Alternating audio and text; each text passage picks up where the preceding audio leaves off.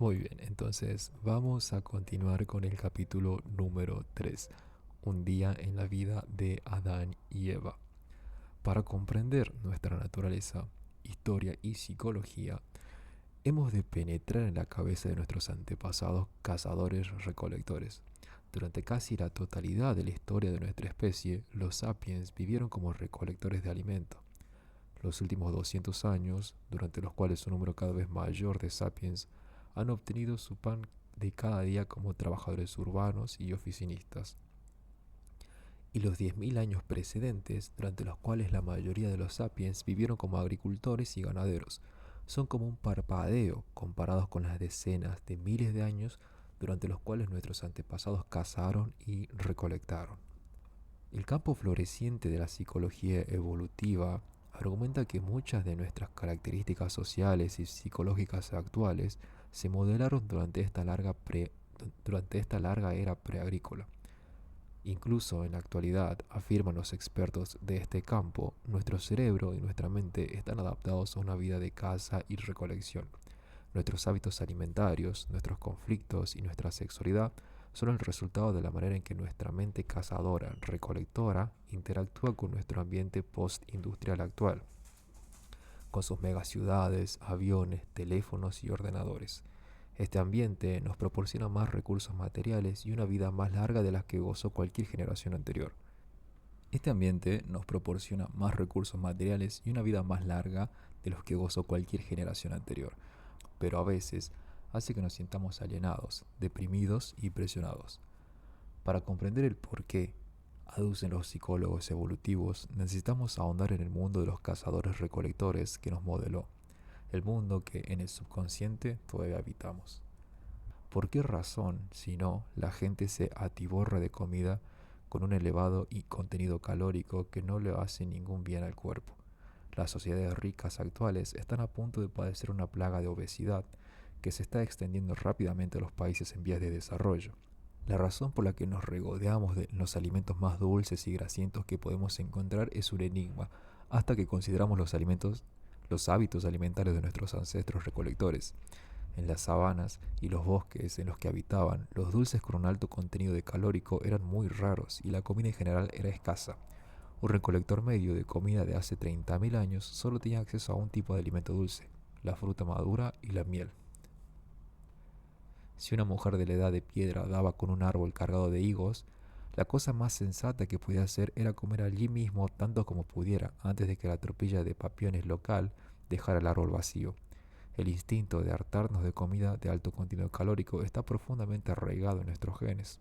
En la actualidad, a pesar de que vivimos en apartamentos de edificios de muchos pisos y con frigoríficos atestados de comida, nuestro ADN piensa todavía que estamos en la sabana. Esto es lo que nos hace tragarnos una copa grande de helado Ben y Jerry cuando encontramos una en el congelador y la acompañamos con una Coca-Cola gigante. Esta teoría del gen dragón está ampliamente aceptada. Otras teorías son mucho más discutidas. Por ejemplo, algunos psicólogos evolutivos aducen que las antiguas bandas de humanos que buscaban comida no estaban compuestas de familias nucleares centradas en parejas monógamas. Por el contrario, los recolectores vivían en comunas carentes de propiedad privada, relaciones monógamas e incluso paternidad. En una banda de este tipo, una mujer podía tener relaciones sexuales y formar lazos íntimos con varios hombres y mujeres simultáneamente, y todos los adultos de la banda cooperaban con el cuidado de sus hijos, puesto que ningún hombre sabía a ciencia cierta cuál de los niños era el suyo. Los hombres demostraban igual preocupación por todos los jóvenes. Esta teoría social no es una utopía propia de la era de Acuario, está bien documentada entre los animales, en especial en nuestros parientes más próximos, los chimpancés y los bonobos. Existen incluso varias culturas humanas actuales en las que se practica la paternidad colectiva, como por ejemplo los indios Barí. Según las creencias de dichas sociedades, un niño no nace del esperma de un único hombre, sino de la acumulación de esperma en el útero de una mujer. Una buena madre intentará tener relaciones sexuales con varios hombres diferentes, en especial cuando está embarazada, de manera que su hijo goce de las cualidades y del cuidado paterno no solo del mejor cazador, sino también del mejor narrador de cuentos, del guerrero más fuerte y del amante más considerado. Si esto parece ridículo, recuerde lector que hasta el desarrollo de los estudios embriológicos modernos, la gente no disponía de pruebas sólidas de que los bebés son siempre hijos de un único padre y no de muchos. Los defensores de esta teoría de la comuna antigua argumentan que las frecuentes infidelidades que caracterizan a los matrimonios modernos y las elevadas tasas de divorcio, por no mencionar la cornucopia de complejos psicológicos que padecen tanto niños como adultos, es el resultado de obligar a los humanos a vivir en familias nucleares y relaciones monógamas, que son incompatibles con nuestro equipo lógico biológico. Muchos estudiosos rechazan de forma vehemente esta teoría e insisten que tanto la monogamia como la formación de familias nucleares son comportamientos humanos fundamentales, aunque las antiguas sociedades cazadoras-recolectoras tendían a ser más comunales e igualitarias que las sociedades modernas. Aducen estos investigadores, estaban constituidas por células separadas, cada una de las cuales estaba formada por una pareja celosa y los hijos que tenían en común. Esta es la razón de que hoy en día las relaciones monógamas y las familias nucleares sean la norma en la inmensa mayoría de las culturas, de que hombres y mujeres tiendan a ser muy posesivos con su pareja y con sus hijos, y que incluso en estados modernos como Corea del Norte y Siria, la autoridad política pase de padre a hijo.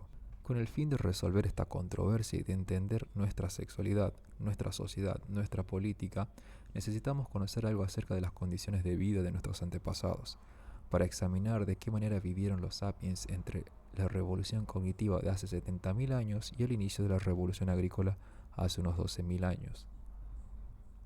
Lamentablemente existen muy pocas certezas en lo que a la vida de nuestros antepasados se refiere.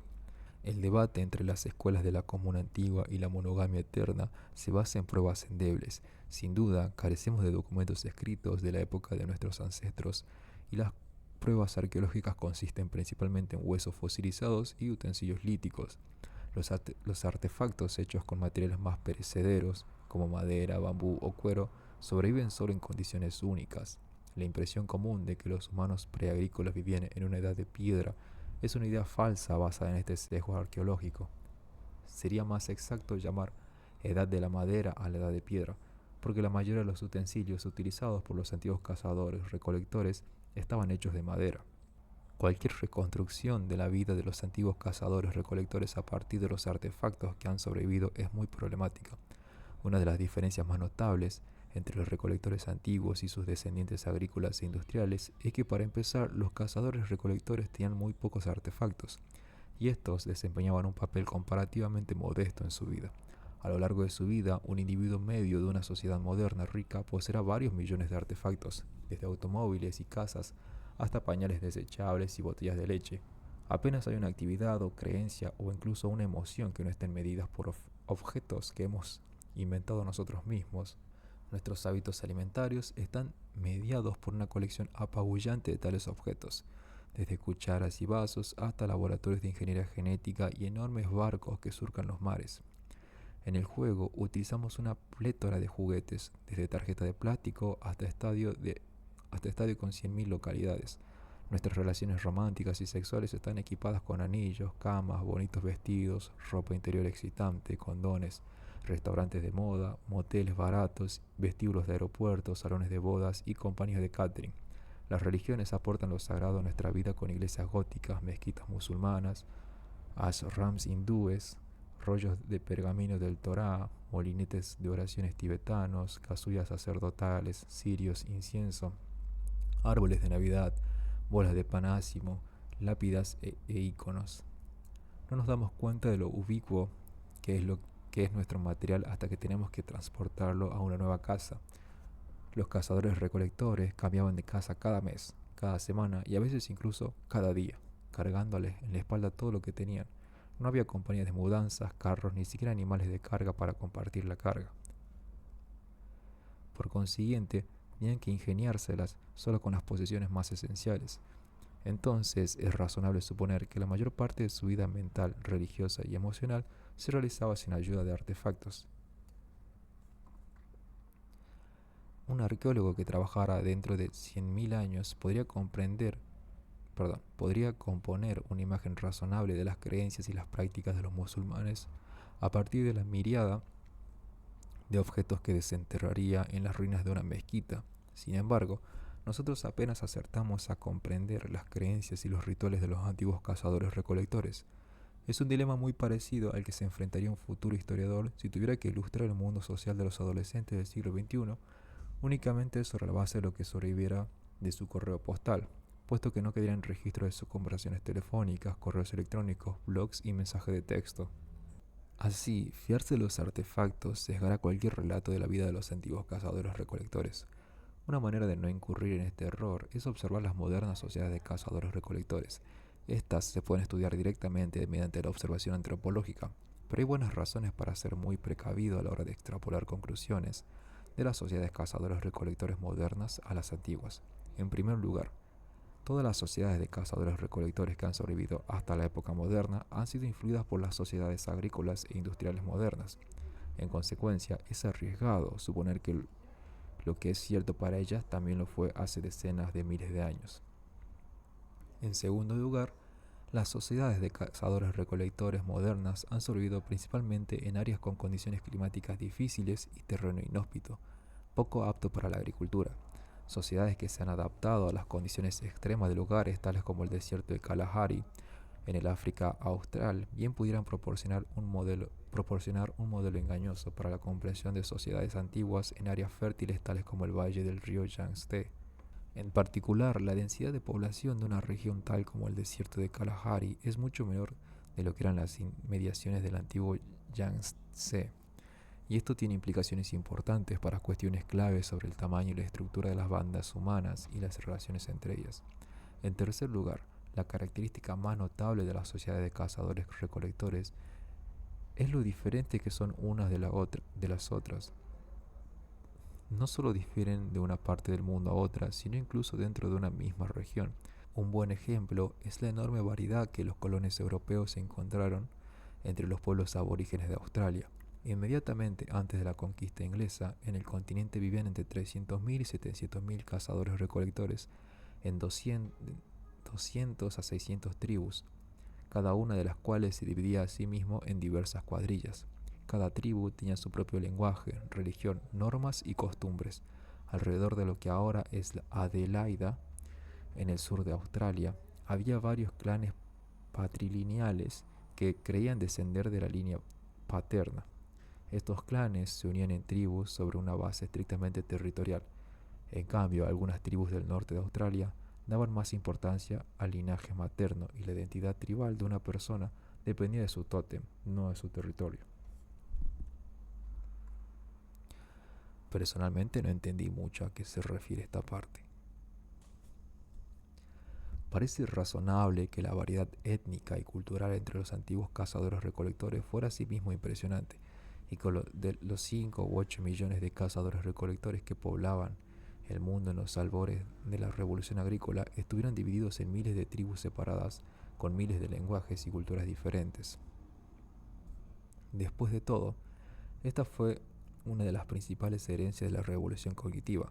Gracias a la aparición de la ficción, incluso personas con la misma constitución genética que vivían en condiciones ambientales similares pudieron crear realidades imaginadas muy diferentes que se manifestaban en normas y valores diferentes.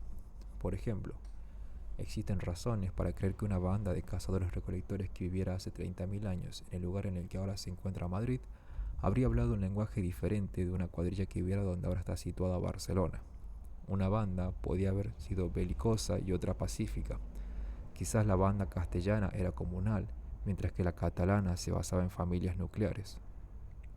Los antiguos castellanos pudieran haber pasado muchas horas esculpiendo estatuas de madera de sus espíritus guardianes, mientras que sus contemporáneos catalanes quizás los adoraran mediante la danza. Quizás los primeros creyeran en la reencarnación, mientras que los otros pensaran que eso eran tonterías. En una sociedad podría haberse aceptado las relaciones homosexuales, mientras que en la otra podrían haber sido tabú. En otras palabras, mientras que las observaciones antropológicas de los modernos cazadores-recolectores nos pueden ayudar a comprender algunas de las posibilidades que disponían los antiguos recolectores, el horizonte de posibilidades de los antiguos era mucho más amplio, y la mayor parte del mismo nos está vedado. Los acalorados debates sobre el modo de vida natural de Homo sapiens no aciertan el punto principal. Desde la revolución cognitiva no ha habido un único modo de vida natural para los sapiens, existen solo opciones culturales, con una asombrosa paleta de posibilidades. Vamos a empezar. La sociedad opulenta original. ¿Qué generalizaciones podemos hacer, no obstante, acerca de la vida en el mundo preagrícola? Parece seguro decir que la gran mayoría de la gente vivía en pequeñas cuadrillas que sumaban en total varias decenas o como mucho varios cientos de individuos y que todos estos individuos eran humanos. Es importante señalar este último punto, porque está lejos de ser una obviedad. La mayoría de los miembros de las sociedades agrícolas e industriales son animales domésticos. Desde luego que estos no son iguales a sus dueños, pero así todos son miembros de dichas sociedades. En la actualidad, la sociedad llamada Nueva Zelanda está formada por 4.5 millones de sapiens y 50 millones de ovejas. Un montón de ovejas. Solo había una excepción a esta regla general: el perro. El perro fue el primer animal en ser domesticado por Homo sapiens, y esto tuvo lugar antes de la revolución agrícola. Los expertos no se ponen de acuerdo sobre la fecha exacta, pero tenemos pruebas incontrovertibles de perros domesticados de hace unos 15.000 años, si bien pudieron haberse unido a la jauría humana miles de años antes. Los perros eran empleados para cazar y luchar, y como un sistema de alarma contra las bestias salvajes y los intrusos. Con el paso de las generaciones, las dos especies coevolucionaron para comunicarse bien entre sí. Los perros, que estaban más atentos a las necesidades y sentimientos de sus compañeros humanos, recibían cuidado y comida adicional, y tenían más posibilidades de sobrevivir.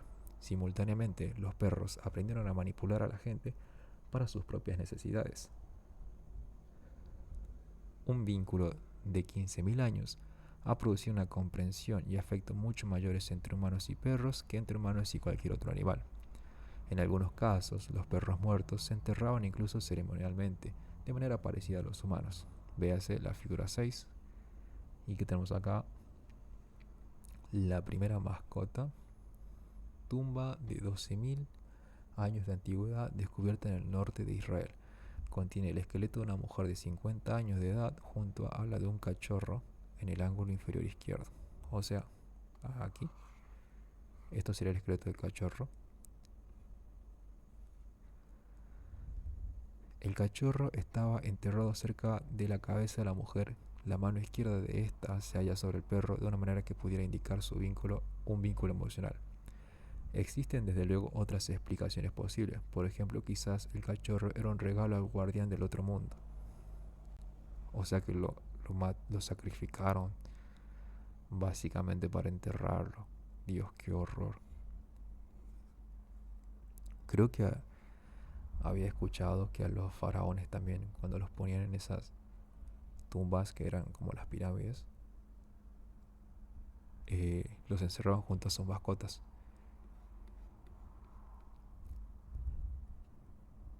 Los miembros de una banda se conocían entre sí íntimamente y estaban rodeados durante toda su vida de amigos y parientes. La soledad y la privacidad eran raras. Las bandas vecinas competían por los recursos e incluso luchaban entre sí, pero también tenían contactos amistosos. Intercambiaban miembros, cazaban juntas, intercambiaban productos de lujo y raros, cimentaban alianzas políticas, celebraban festividades religiosas. Esta cooperación era una de las improntas más importantes de Homo sapiens y le confirió una ventaja crucial sobre otras especies humanas. A veces, las relaciones con las bandas vecinas eran lo bastante estrechas para que constituyeran una única tribu, que compartía un lenguaje común, mitos comunes y normas y valores comunes. Pero no hemos de sobreestimar la importancia de estas relaciones externas. Aunque en tiempos de crisis las bandas vecinas se acercaban más unas a otras, e incluso si ocasionalmente se reunían para cazar o festejar juntas, todavía pasaban la mayor parte de su tiempo en completo aislamiento e independencia. El comercio se limitaba sobre todo a objetos de prestigio, tales como conchas, ámbar y pigmentos. No existen pruebas de que la gente comerciara con bienes básicos como frutos y carnes, o que la existencia de una cuadrilla dependiera de importar bienes de otras. Las relaciones sociopolíticas, asimismo, tendían a ser esporádicas. La tribu no servía como una estructura política permanente, e incluso si tenía lugares de encuentro estacionales, no había pueblos ni instituciones permanentes. La persona media pasaba muchos meses sin ver ni oír a ningún otro humano de afuera de su propia banda, y a lo largo de toda su vida no encontraba más que a unos pocos cientos de humanos. La población de Sapiens estaba tenuemente extendida sobre vastos territorios. Antes de la revolución agrícola, la población humana de todo el planeta era más pequeña que la de Andalucía en la actualidad. Wow, increíble. Era más pequeña que la de Andalucía. La población de todo el planeta. Qué locura, ¿no? Y hoy estamos prácticamente en cada punto del planeta. Igual, actualmente creo que la población más grande no es la de humanos, sino debe ser la de insectos, ¿no? Como hormigas o los animales de ganadería. Debe haber más vacas que humanos, por ejemplo. No estoy seguro, pero para mí tiene sentido que haya más hormigas que humanos, más vacas que humanos, estos animales de consumo más que humanos. No digo que las hormigas sean de consumo, pero las hormigas son como insectos que también están en todo el mundo. Bueno, no importa, creo que se entendió. Continuemos. La mayoría de las cuadrillas de sapiens vivían viajando, vagando de un lugar a otro en busca de comida. Sus movimientos estaban influidos por las estaciones cambiantes, las migraciones anuales de los animales y los ciclos de crecimiento de las plantas. Por lo general se desplazaban en un sentido y en otro por el mismo territorio conocido, un área que oscilaba desde varias decenas a muchos cientos de kilómetros cuadrados. A veces las bandas salían de su territorio y exploraban nuevas tierras, ya fuera debido a desastres naturales, a conflictos violentos, a presiones demográficas o a la iniciativa de un jefe carismático. Estos desplazamientos eran el motor de la expansión humana por todo el mundo. Si una banda de cazadores-recolectores se dividía cada 40 años y su grupo escindido emigraba a un territorio nuevo situado a 100 kilómetros al este, la distancia desde África Oriental a China se habría descubierto en unos 10.000 años.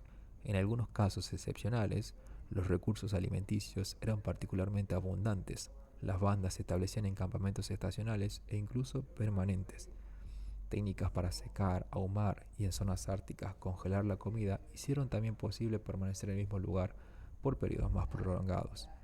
Y aún más importante, a lo largo de mares y ríos ricos en peces, mariscos y aves acuáticas, los humanos establecieron aldeas permanentes de pescadores. Los primeros poblados permanentes de la historia, que precedieron con mucho a la revolución agrícola, aldeas de pescadores pudieron aparecer en las costas de las islas indonesas hace ya 45.000 años.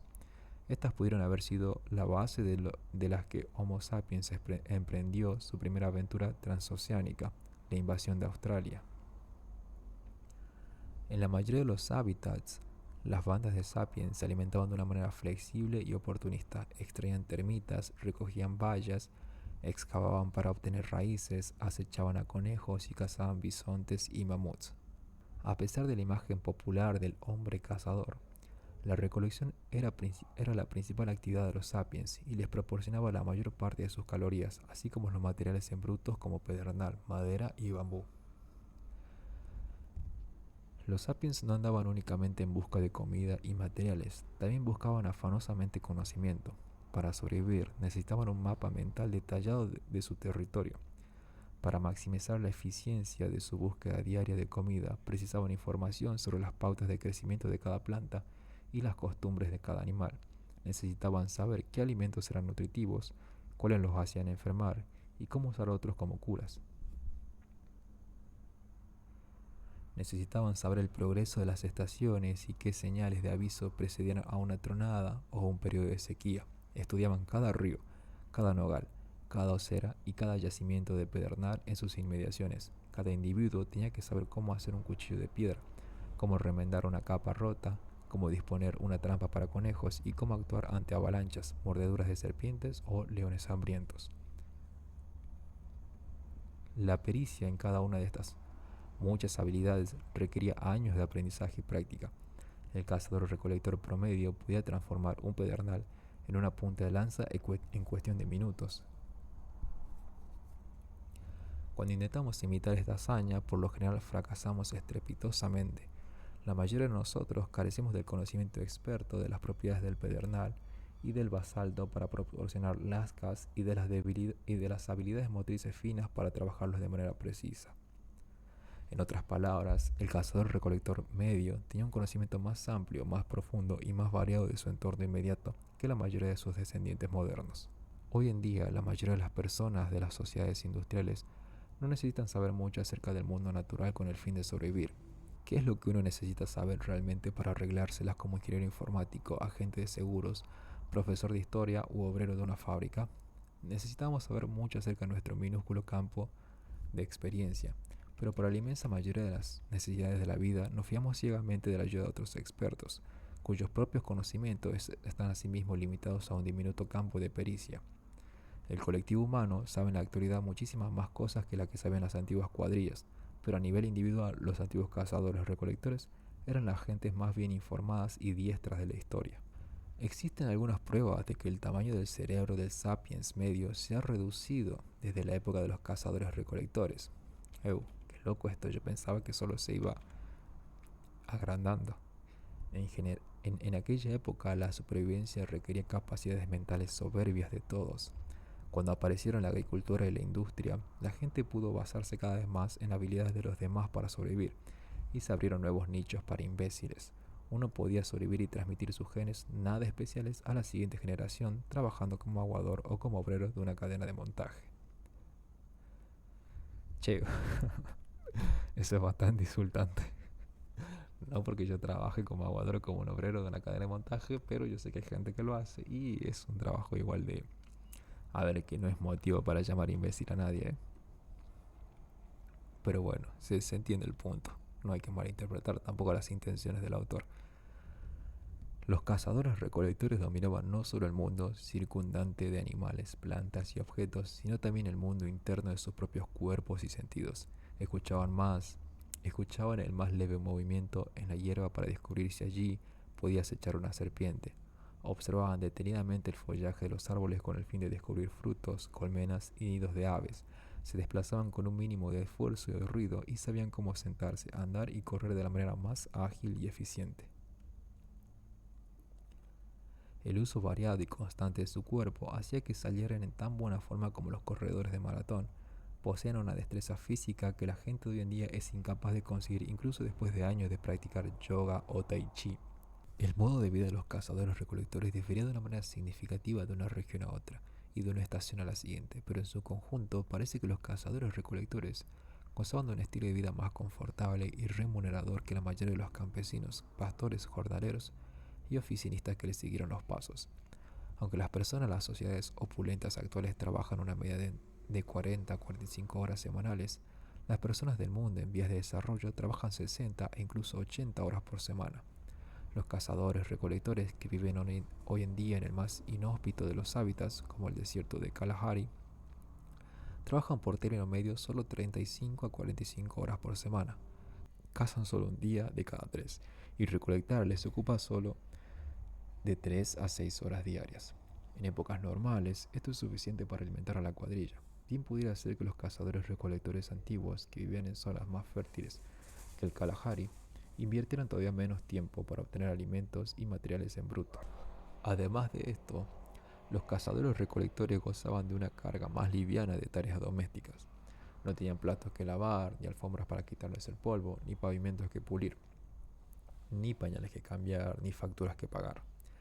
La economía de los cazadores-recolectores proporcionaba a la mayoría de la gente una vida más interesante que la que da la agricultura o la industria.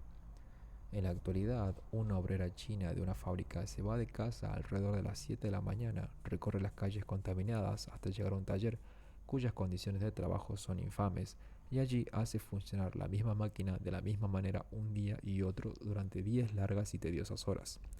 Después vuelve a casa hacia las 7 de la tarde y se pone a lavar los platos y a hacer la colada. Hace 30.000 años, los cazadores-recolectores chinos podían abandonar el campamento, pongamos por caso, a las 8 de la mañana.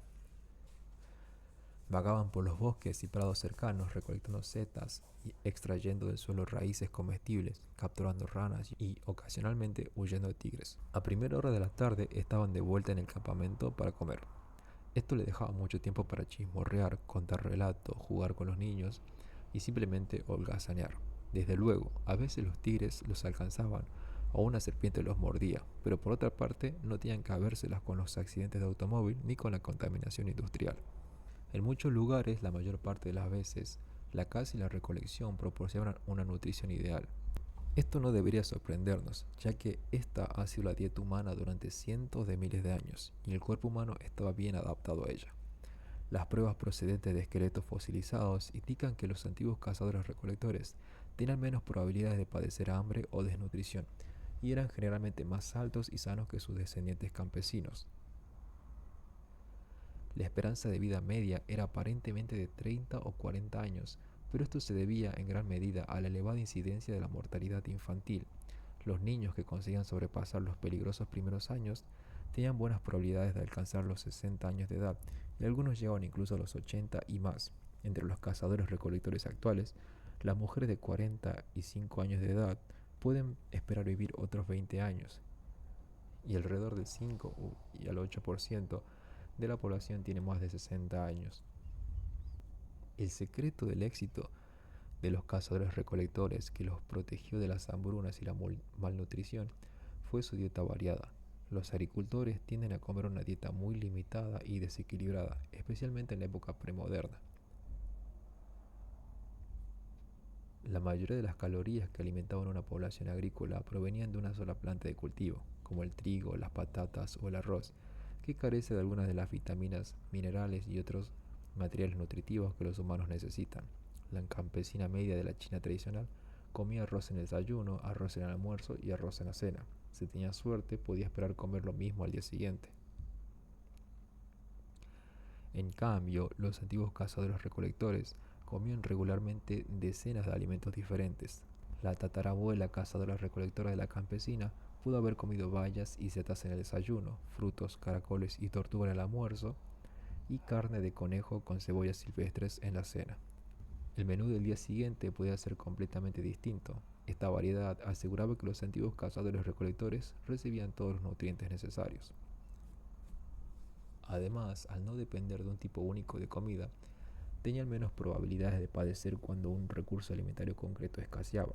Las sociedades agrícolas son asoladas por las hambrunas cuando la sequía, los incendios o los terremotos devastan la cosecha anual de arroz o patatas. Las sociedades de cazadores-recolectores no eran en absoluto inmunes a los desastres naturales y padecían periodos de escasez y hambre, pero por lo general eran capaces de habérselas más fácilmente con estas calamidades. Si perdían alguno de sus alimentos básicos, podían recolectar o cazar otras especies o desplazarse hasta un lugar menos afectado. Los antiguos cazadores-recolectores también padecían menos enfermedades infecciosas. La mayoría de las enfermedades infecciosas que han atormentado a las sociedades agrícolas e industriales, como la viruela, el sarampión y la tuberculosis, se originaron en animales domésticos y se transfirieron a los humanos después de la revolución industrial. Los antiguos cazadores-recolectores, que solo habían domesticado perros, se vieron libres de estos flagelos. Además, la mayoría de la gente en las sociedades agrícolas e industriales vivían en poblados permanentes densos y antihigiénicos, focos ideales para la enfermedad. En cambio, los cazadores-recolectores vagaban por la tierra en pequeñas bandas que no podían sufrir epidemias. La dieta saludable y variada, la semana laboral relativamente corta y la rareza de las enfermedades infecciosas han llevado a muchos expertos a definir las sociedades de cazadores-recolectores preagrícolas como las sociedades opulentas originales. Sin embargo, sería una equivocación idealizar la vida de los antiguos humanos. Aunque vivían una vida mejor que la mayoría de la gente de las sociedades agrícolas e industriales, su mundo podía ser igualmente duro e implacable. Los periodos de privaciones y penurias no eran insólitos, la mortalidad infantil era elevada, y un accidente que hoy en día sería menor podía convertirse fácilmente en una sentencia de muerte. Quizá la mayor parte de la gente gozaba de la intimidad de la banda errante, pero aquellos desgraciados que eran objeto de la hostilidad o la burla de los demás miembros de su cuadrilla, con probabilidad sufrían mucho. Los cazadores-recolectores actuales suelen abandonar e incluso matar a las personas ancianas o inválidas que no pueden seguir el ritmo de la cuadrilla. Los bebés y los niños no queridos pueden ser sacrificados y existe incluso casos de sacrificio humano de inspiración religiosa. Los H, cazadores-recolectores que vivieron en las junglas de Paraguay hasta la década de 1960, ofrecen una idea del lado oscuro de la recolección de alimentos. Cuando un miembro estimado de la banda moría, era costumbre entre los H matar a una niña y enterrarlos juntos. Los antropólogos que entrevistaron a los H registraron un caso en el que una cuadrilla abandonó a un hombre de edad mediana que enfermó y no podía mantener el paso de los demás. Lo dejaron bajo un árbol sobre el que se posaron buitres a la espera de una sustanciosa pitanza. Pero el hombre se recuperó y con paso energético consiguió dar alcance a la banda. Su cuerpo estaba cubierto de heces de aves, de manera que desde entonces lo apodaron deyecciones de buitre. What the fuck. En repesados. Cuando una mujer H vieja se convertía en una carga por el resto de la banda, uno de los hombres jóvenes se colocaba a hurtadillas detrás de ella y la mataba dando un golpe de hacha en la cabeza. No, amigo, eran muy violentos. Eso es una forma muy violenta de deshacerse de alguien. Un hombre, un hombre H contaba a los inquisitivos antropólogos los relatos de sus años de juventud en la jungla. Yo solía matar a las mujeres viejas. Maté a mis tías, las mujeres que me tienen miedo. Ahora, aquí con los blancos, me he vuelto débil. Ah, returbio. Los recién nacidos que carecían de pelo, a los que consideraban subdesarrollados, eran sacrificados inmediatamente. Una mujer recordaba que su primer bebé, una niña, fue muerta porque los hombres de la cuadrilla no querían otra niña. En otra ocasión, un hombre mató a un niño porque estaba de mal humor y el niño lloraba. Otro niño fue enterrado vivo porque era divertido verlo y los otros niños se reían. No, amigo, esto es muy turbio. Y esto no fue, no es hace tanto. Los H, ¿cuándo dijo que vivía? Vivieron en las junglas de Paraguay hasta la década de 1960. Fue ayer esto. Qué turbio, boludo. Wow. Ok. No obstante, hemos de ser cautelosos a la hora de juzgar demasiado deprisa a los H. Los antropólogos que vivieron con ellos durante años informan que la violencia entre los adultos era muy rara. Bueno, menos mal, ¿no? Tipo, mataban viejas y niños indefensos nada más. Qué bien. Tanto hombres como mujeres eran libres de intercambiar parejas a voluntad. Bueno, sonreían y reían constantemente, carecían de una jerarquía de caudillaje y por lo general evitaban a la gente dominante. Eran muy generosos con sus pocas posesiones y no estaban obsesionados con el éxito o las riquezas. Las cosas que más valoraban en la vida eran las buenas interacciones sociales y las buenas amistades. Muy bonito. Consideraban el matar a niños, a personas enfermas y a los ancianos de la misma manera que hoy muchas personas consideran el aborto y la eutanasia. Ah, ok, bueno, tienen su punto. Pero a ver, flaco, mataste a un niño porque era divertido. ¿Cómo carajo se compara eso al aborto o a la eutanasia? Oh. Ok, continuemos. ¿Dónde quedé? Hay que señalar asimismo que los H fueron cazados y muertos sin piedad por los granjeros paraguayos. La necesidad de eludir a sus enemigos hizo que probablemente los H adoptaran una actitud excepcionalmente dura hacia cualquiera que pudiera convertirse en un impedimento para la banda. Ok, estaban muy estresados. Lo cierto es que la sociedad H, como toda sociedad humana, era muy compleja. Hemos de guardarnos de demonizarla o idealizarla sobre la base de un conocimiento superficial. Los H no eran ángeles ni demonios, eran humanos, y también lo eran los antiguos cazadores-recolectores. Hablando a los espíritus. ¿Qué podemos decir acerca de la vida espiritual y mental de los antiguos cazadores-recolectores?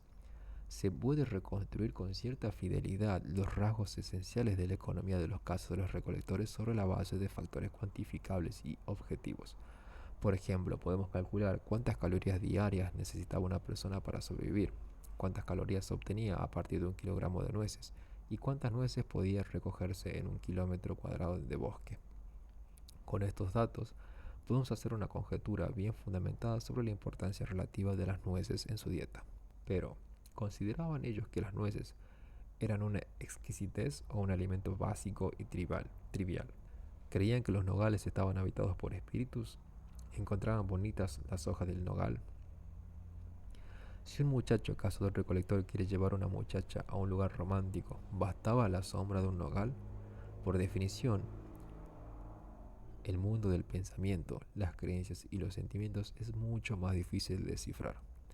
La mayoría de los expertos están de acuerdo en que las creencias animistas eran comunes entre los antiguos cazadores-recolectores. El animismo, del latín anima, alma o espíritu, Es la creencia que casi todos los lugares, todos los animales, todas las plantas y todos los fenómenos naturales tienen conciencia y sentimientos y pueden comunicarse directamente con los humanos.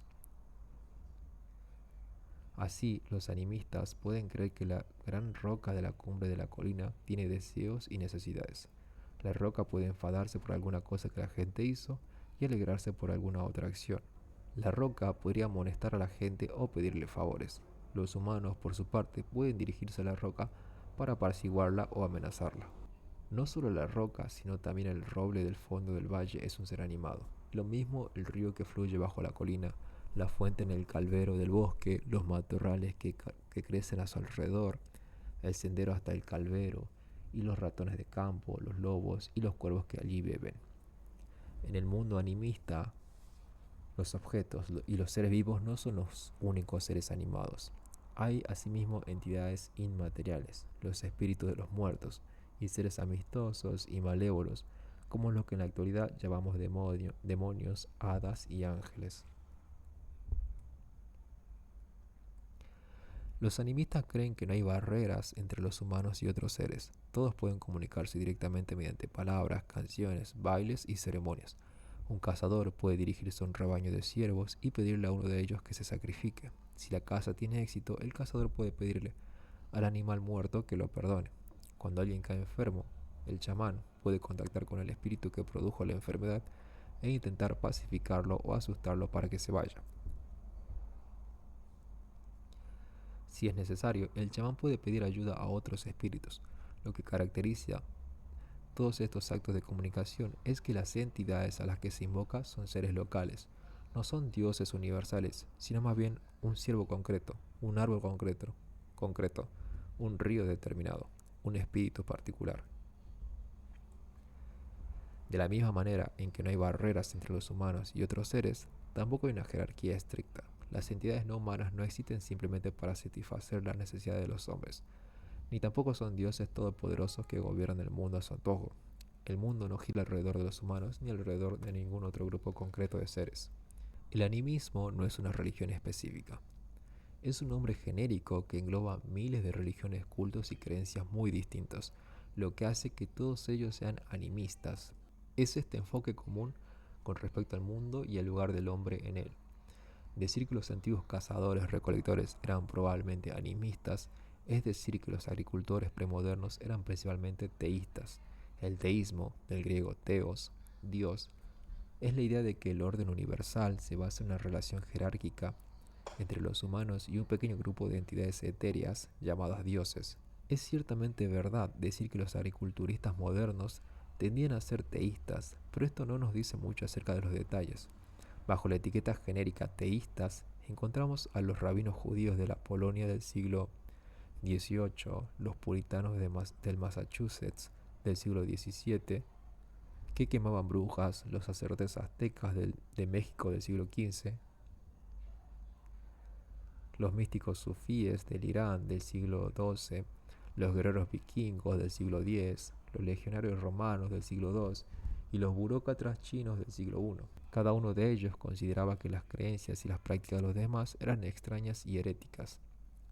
La diferencia entre las creencias y las prácticas de los grupos de cazadores-recolectores animistas eran probablemente igual de grandes. Su experiencia religiosa pudo haber sido turbulenta y llena de controversias, reformas y revoluciones. Pero lo máximo que podemos afirmar son prácticamente estas generalizaciones cautelosas. Cualquier intento de describir los detalles de la espiritualidad arcaica es un ejercicio especulativo, porque apenas hay pruebas y las pocas que tenemos, un reducido número de artefactos y pinturas rupestres, pueden ser interpretadas de mil maneras distintas. Las teorías de los expertos que afirman saber qué es lo que sentían los cazadores recolectores arrojan más luz sobre los prejuicios de sus autores que sobre las religiones de la edad de piedra. Véase las figuras 7 y 8. Ok, acá tenemos figura 7. Una pintura de la cueva de Lascaux hace entre 15.000 y 20.000 años. ¿Qué es lo que vemos exactamente? ¿Y cuál es el significado de la pintura? Hay quien dice que representa un hombre con la cabeza de un pájaro y un pene erecto que es abatido por un bisonte. Bastante específico, pero bueno. Qué sé yo, podría ser, ¿no?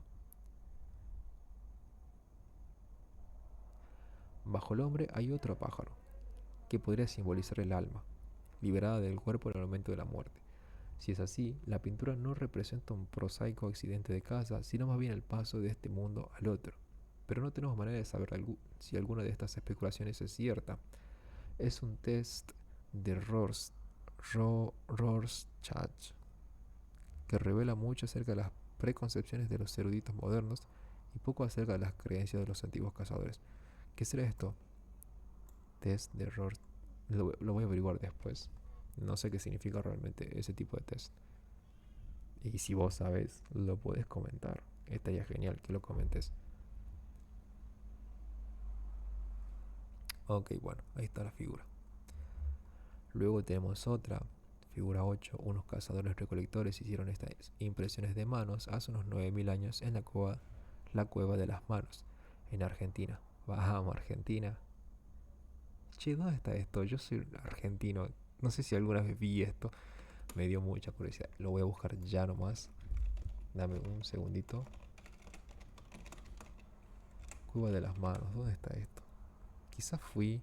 Si está en Jujuy, lo conozco. No, provincia de Santa Fe. No, no lo conozco.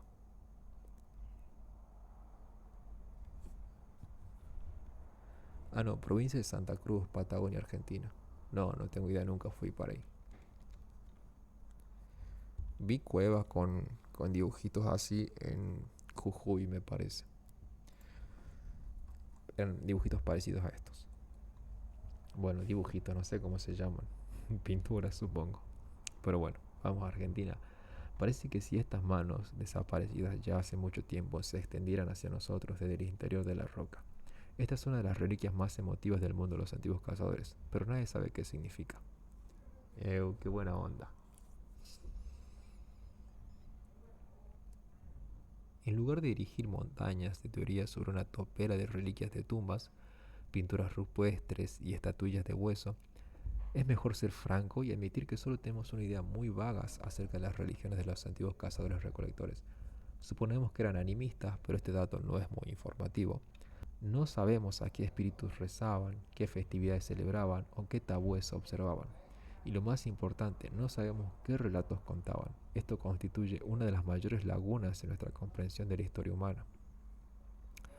Está muy interesante eso, no había considerado antes el hecho de que tenemos muchas pruebas acerca del mundo físico, pero no existen pruebas de qué es lo que sucede dentro de la cabeza de, estas, de estos humanos, ¿no? Como su mundo social y político. Puedes tener vagas ideas, pero no pruebas concretas de qué es lo que pasaba. El mundo sociopolítico de los cazadores recolectores es otra área de la que no sabemos apenas nada. Tal como se ha explicado anteriormente, los expertos ni siquiera pueden ponerse de acuerdo en los aspectos básicos como la existencia de la propiedad privada, las familias nucleares y las relaciones monógamas. Es probable que las diversas bandas tuvieran estructuras diferentes. Algunas pudieran haber sido tan jerárquicas, tensas y violentas como el más avieso de los grupos de chimpancés, mientras que otras eran tan relajadas, pacíficas y lascivas como un grupo de bonobos. En Sunjir, Rusia, los arqueólogos descubrieron en 1955 un cementerio perteneciente a una cultura de cazadores de mamuts de hace 30.000 años. En una tumba encontraron el esqueleto de un hombre de 50 años cubierto con ristras de cuentas de marfil de mamut, que en total contienen 3000 cuentas. En la cabeza del hombre había un sombrero decorado con dientes de zorro y en sus muñecas 25 brazaletes de marfil. Otras tumbas de la misma localidad contienen muchos menos bienes.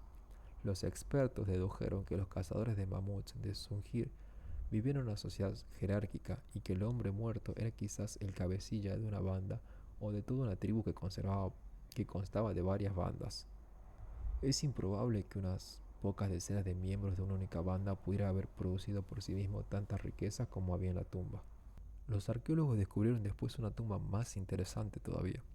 Contenía dos esqueletos enterrados frente a frente. Uno parecía a un chico de entre 2 y 13 años de edad y el otro a una chica de entre 9 y 10 años. El chico estaba cubierto con 5000 cuentas de marfil. Llevaba un sombrero de dientes de zorro y un cinturón con 250 dientes de zorro. Al menos tuvieron que extraerse los dientes de 60 zorros para conseguir tantos. 60 zorros. La niña estaba adornada con 5.250 cuentas de marfil. Ambos niños estaban rodeados por estatuillas y varios objetos de marfil. Un artesano o artesana diestro probablemente necesitaron unos 45 minutos para preparar una sola cuenta de marfil. En otras palabras, preparar las 10.000 cuentas de marfil que cubrían a los dos niños, por no mencionar los demás objetos, requirió de unas 7.500 horas de trabajo delicado. Mucho más de 3 años de trabajo por parte de un artesano experimentado. Es muy poco probable que a esta edad tan temprana los niños de Sungir se hubieran distinguido como líderes o cazadores de mamuts. Solo las creencias culturales pueden explicar por qué recibieron un entierro tan extravagante. Una teoría es que debían su rango a sus padres. Quizás eran los hijos del cabecilla, en una cultura que creía o bien en el carisma de la familia o bien en reglas estrictas de sucesión. De acuerdo con una segunda teoría, los niños habrían sido identificados al nacer como la encarnación de algunos espíritus muertos hacía tiempo. Una tercera teoría aduce que la tumba de los niños refleja la manera en que murieron y no su nivel social de vida.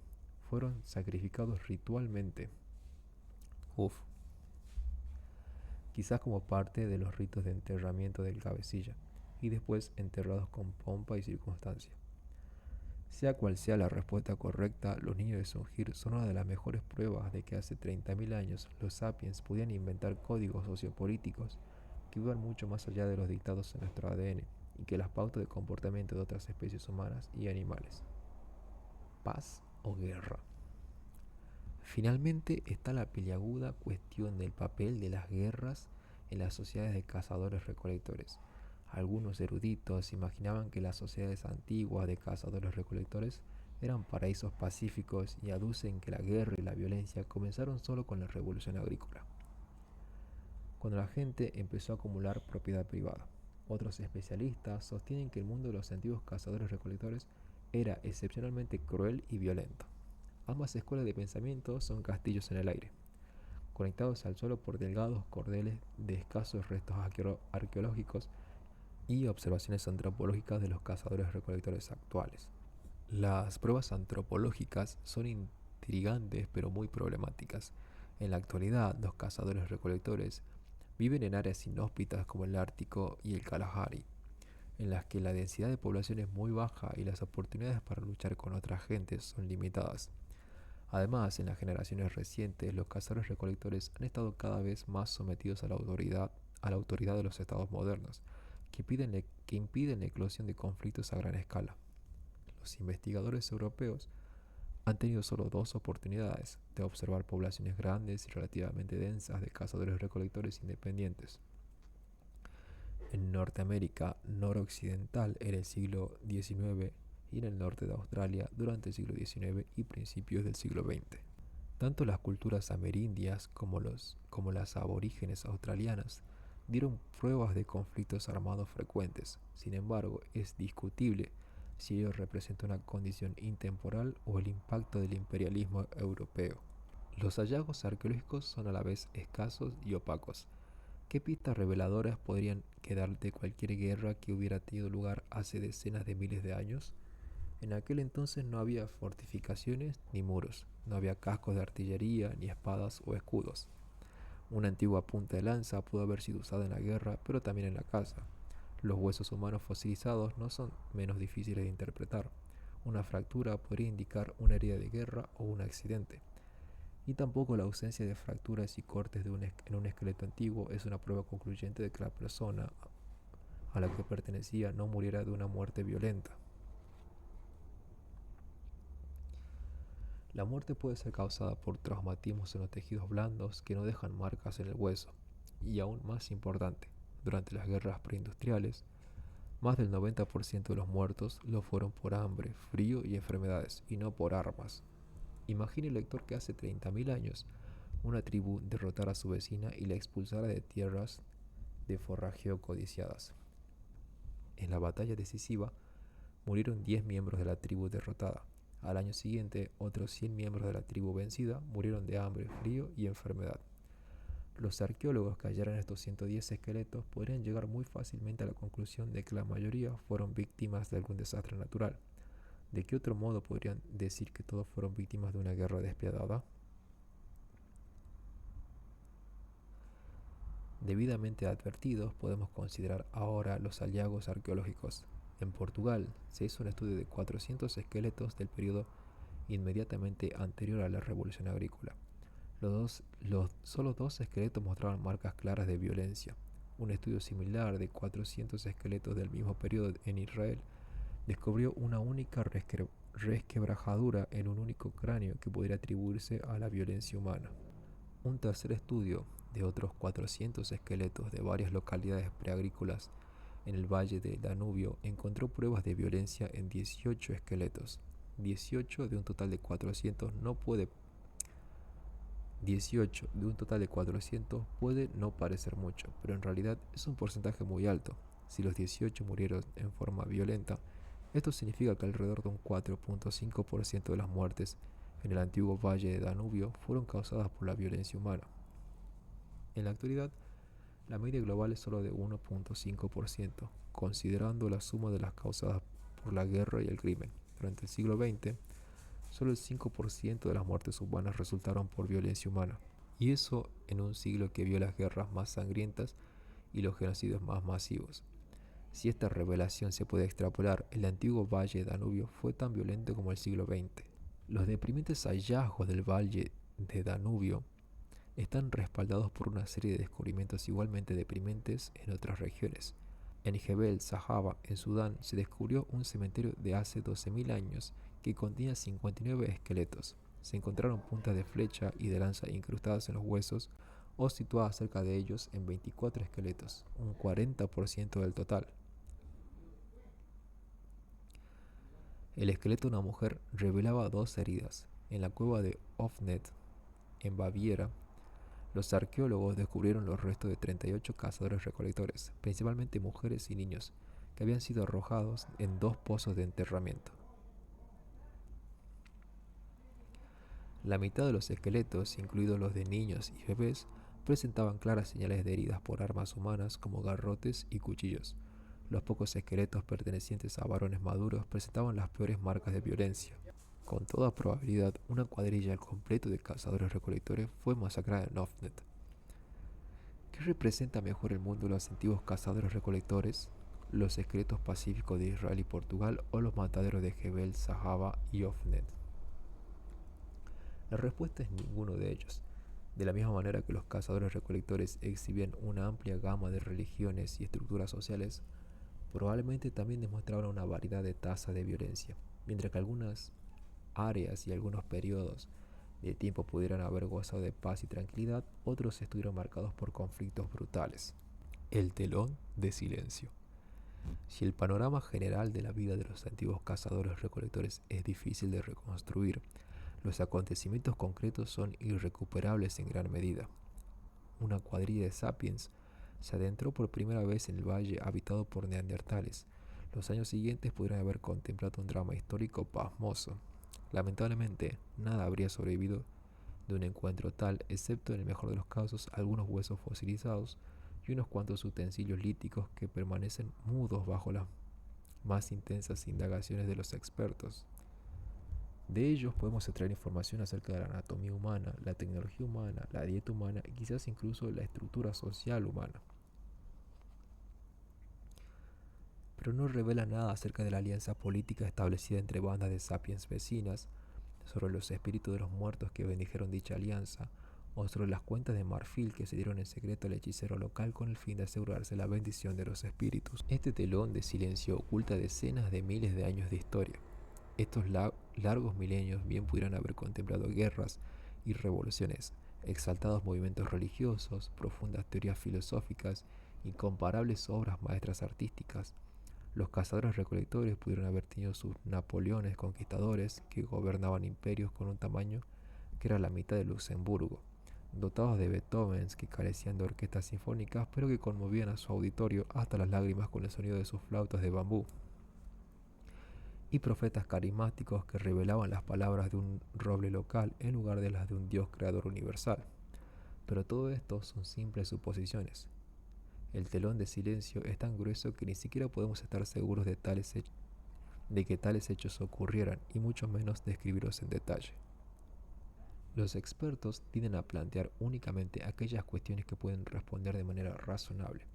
Sin el descubrimiento de herramientas de investigación de las que hasta ahora no disponemos, probablemente no sabremos nunca qué es lo que creían los antiguos cazadores-recolectores o qué dramas políticos vivieron. Pero aún así es vital formular preguntas para las que no tenemos respuesta.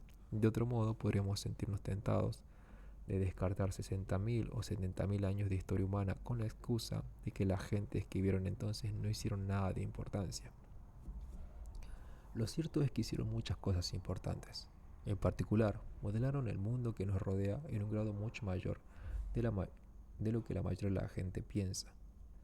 Los viajeros que visitan la tundra siberiana, los desiertos de Australia Central y la pluviselva amazónica creen haber penetrado en paisajes pristinos, prácticamente intocados por manos humanas.